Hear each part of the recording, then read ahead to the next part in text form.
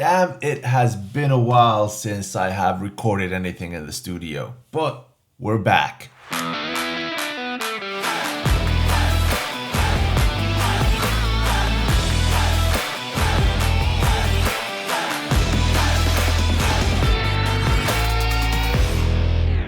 Straight to the point, today we are talking about the Ricoh GR3 HDF. This is not sponsored by Ricoh, but I did get to loan this camera from the nice people at Focus Nordic, so say hi to them. Let's get straight to the looks. So this camera is small, it's compact, it's really nice. The lens itself is like collapsible, so it collapses inside the camera every time you shut it down, and it comes out when you turn it on. It is small, it's really nice compared to the Fujifilm X100V. I think the 6 is about the same size, the 5 is this right here, so it is much smaller and easy to carry around. This is something that street photographers, people just who want to do travel photography, capture everyday life with their family and friends, this is a perfect camera for those kind of people. Now the downside of this camera is that it does not have any flip screen or tilt screen or anything like that, so when you're taking pictures on your waist level, it's hard to take a picture, see if it's straight, because you can't see what you're shooting at. It sounds kind of durable. It's this durable plastic. The grip is kind of nice, I like that, but overall it looks like an any day, everyday, any other digi camera out there, which is a good and a bad thing. If you're looking for looks, then this is not your camera, but it is unnoticeable. If you're doing street photography, it's just a digi camera to some people, but this is much more than a digi camera. Now the lens itself, you could probably just about notice what it says right there on the lens. It is an 18.3 millimeter f2.8 on an APS-C sensor, so that is about 28 millimeters full frame equivalent. That is wide.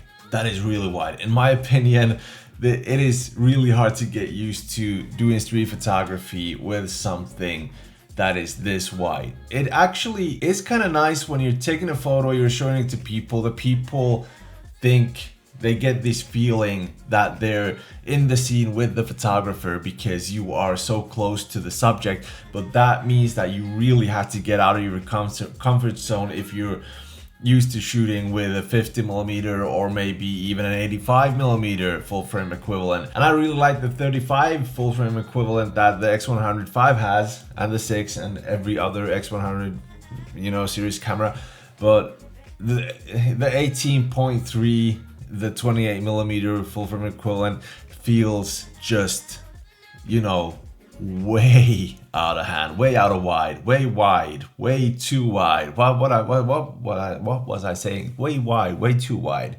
for my taste. Now what the HDF means on the camera, the HD does not stand for high definition, it means highlight diffusion filter, and what that means is, if you've ever seen how a black mist or a Cinebloom filter work, it blooms out the highlights. It makes these cinematic look to your photos or your video, and you get these really nice highlights. Especially during dark, you get these, it blooms out all the light bulbs and everything and gives a little bit of halation. And during daytime, of course, it softens the image. And if you're taking portraits, the diffusion usually softens a little bit of the skin that is really complementary to the subject you are photographing, so there's that. Now the thing is that when they put in the HD into this camera, they took out the ND. And if you've been using the older Ricoh cameras, you know that they have an ND filter, a built-in ND filter in them. Now if that's something that you're gonna like, that it totally depends on you. Depends on the person who is using the camera. If you need that ND filter, if you don't need that ND filter, if you want to get an adapter and screw on the ND filter, then that's gonna bulk up the camera. And the other way around, if you use a highlight diffusion filter on the older cameras, it's gonna bulk up that camera too. So come see, come saw. If you're gonna use this camera, you just gotta keep in mind that there is no ND filter in there. Also, these cameras have an X version, and that X version has a 40mm full frame equivalent lens. If you are somebody who doesn't like that wide, you know, focal length, like I really don't. I'm not saying I don't like it, but it's just something that I really gotta get used to if I'm gonna use this camera in the future. Now, does the HDF hold up to a normal screw-on filter? Well, not as much as I would like it to. Sometimes when I take a picture of light bulbs, etc., I get the feeling that it looks like I've painted those spots, those highlight spots, with a paintbrush in post-production, and it doesn't feel that natural sometimes, but sometimes it does. It just looks awesome. It glows really nicely. It softens the picture a little bit, but not as much as a mist filter would. After a day of use, I kind of felt like I'm not gonna get used to this. I'm not the guy who's gonna be using the HDF that much. But on the second day, I realized that I started missing it, and it kind of grew on me. It started looking really good and really cinematic, giving this vintage vibe to my photos, and yeah, it is good. It's not great, but it is something that I would highly consider if I'm getting a camera like this. What I really think is that this camera shines in the darkest hours. It gives a really nice glow during daytime, but you will get awesome cinematic looking photos when you're taking pictures of New York City during nighttime, Tokyo during nighttime. This camera will shine on those kind of situations. Of course, I'm not saying it's bad to use during daytime, because this is a great travel camera, so you're gonna be using it during daytimes and it still looks good. Now, the video qualities of the camera, I'm not gonna go to any details on those. All you need to know is that the maximum settings you can go to is 1080 60 FPS. This is highly a photography first camera.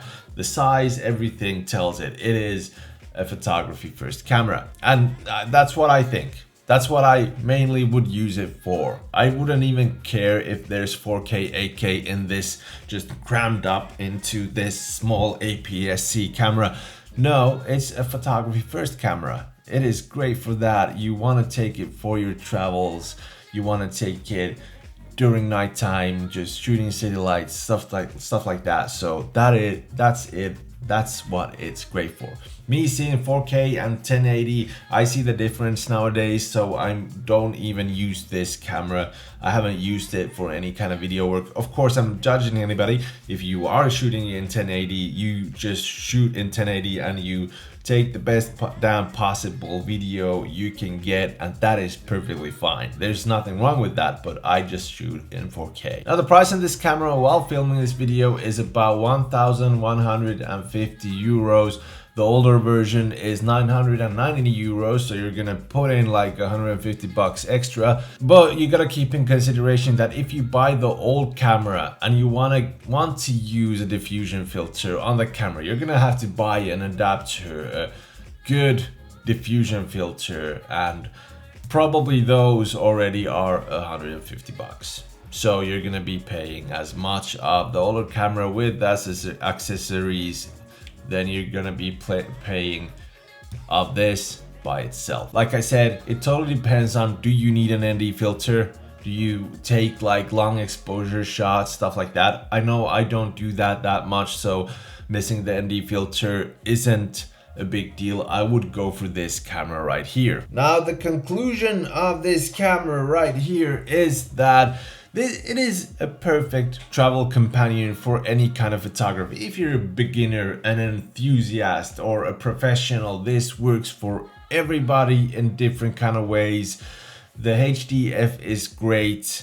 It works great if you're willing to change that from the ND filter.